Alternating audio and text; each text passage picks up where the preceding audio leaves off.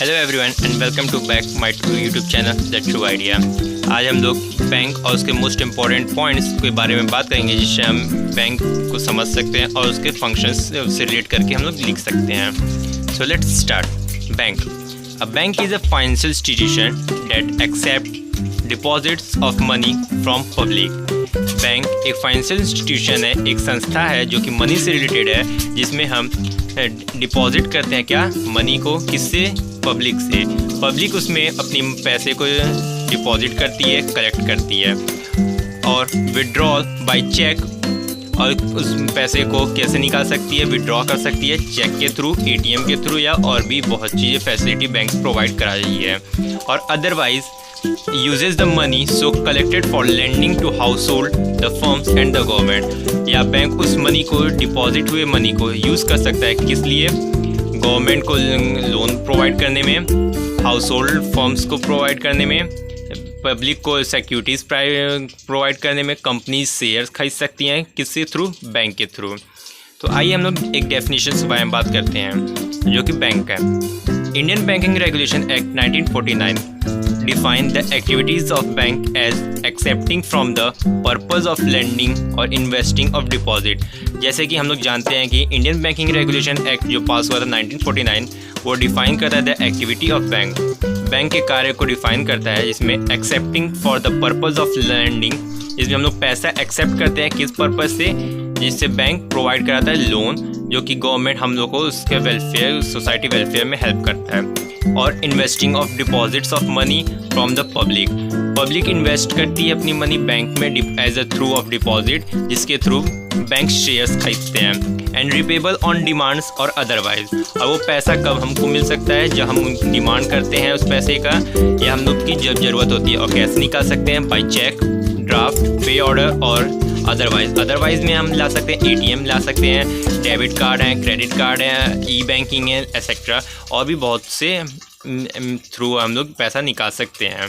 तो ये था बैंक्स और उसके कुछ डेफिनेशंस जो कि इंडियन रेगुलेशन एक्ट 1949 से हमको समझ में आता है। जैसा कि हम लोग बैंक और उसके डेफिनेशंस पढ़े हैं, सो उसी डेफिनेशंस और मीनिंग से रिलेटेड हम कुछ पॉइंट्स बताते हैं आपको, जिससे आप उसके फंक्शंस लिख सकते हैं। So here the most important point in this definitions of a commercial bank।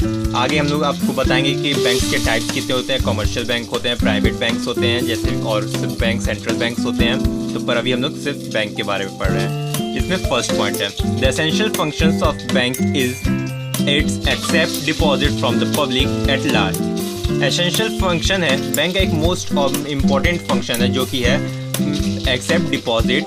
पैसा वो कलेक्ट करती है, किससे कलेक्ट करती है, पब्लिक से, और at a large quantity. Public उसमें अपने पैसा डिपॉजिट करती है, जिससे हमको डिपॉजिट करने पे हम लोग को, पब्लिक को इंटरेस्ट भी मिलता है पैसा उस पर रखने में। मोreover, these deposits are repayable on demand and withdrawal by checks और अदर। जो डिपॉजिट किए गए मनी को पब्लिक अपने निकाल सकती है जब उसको ज़रूरत पड़ती है, किसके थ्रू, जब उसको डिमांड होती है, जब उसको ज़रूरत होगी। और विड्रॉन कैसे निकाल सकती है, विड्रॉन बाय चेक और अदर्स। जैसे कि हम लोग ऊपर डेफिनेशंस में पढ़े हैं, तो किसके थ्रू निकाल सकती है, चेक, ड्राफ्ट, पे ऑर्डर और अदरवाइज एटीएम, क्रेडिट कार्ड के थ्रू निकाल सकती हो अपना। तो ये था हमारा फर्स्ट पॉइंट। तो आइए हम लोग चलते हैं सेकेंड पॉइंट पे। The bank uses these deposit for lending to others and for undertaking investment in securities. जो पब्लिक उसमें डिपॉजिट की रहती है बैंक में अपनी मनी को, वो बैंक यूज़ करता है किस लिए, गवर्नमेंट को लोन, लेंडिंग, लोन्स प्रोवाइड कराने में, या सिक्योरिटीज़ प्रोवाइड कराती है, जिससे इन्वेस्टमेंट हम लोग कर सकते हैं या शेयर्स खरीद सकते हैं। बैंक्स वो काम करता है, जो किससे होता है, जो पब्लिक अपनी मनी को डिपॉजिट की रहती है। ये हमारा सेकेंड पॉइंट है। फिर third point, creation of money is the unique characteristic of a commercial bank. Banks money को क्रिएट भी कर सकता है। देयर डेब्ट circulates as money in the economy, जो कि उसमें बैंक एक इकोनॉमिक चलाती है, जिसमें हम लोग मनी को क्रिएट भी कर सकते हैं। और इसका एक यूनिक कैरेक्टरिस्टिक है, जो कि यूनिक कैरेक्टरिस्टिक है, जो कि क्रिएशन ऑफ मनी है।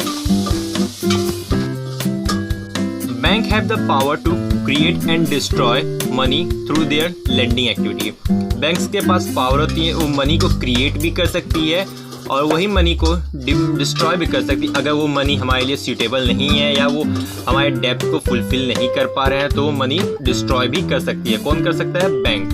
बैंक्स को ही ये राइट प्रोवाइड है कि वो मनी को क्रिएट भी करेगी या डिस्ट्रॉय भी करेगी।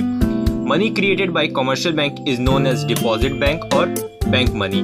जो मनी क्रिएट की रहती हैं वो डिपॉजिट मनी कहलाती है। क्यों? क्योंकि पब्लिक को मनी डिपॉजिट की रहती है किसमें? बैंक में, इसलिए वो डिपॉजिट मनी कहलाती है। और बैंक मनी कहते हैं क्यों?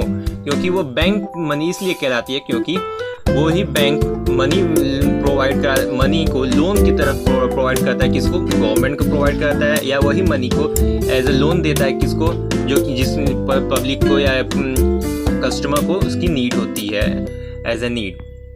तो ये थे आज हमारे कुछ बैंक्स के डेफिनेशंस, इंपॉर्टेंट पॉइंट्स जिसके थ्रू हम ये समझ सके हम अपना मेन फंक्शंस डेफिनेशंस को लिख सकते हैं और अच्छे नंबर पा सकते हैं। अगर आपको मेरे वीडियो अच्छी लगी हो तो please subscribe and like my channel the true idea.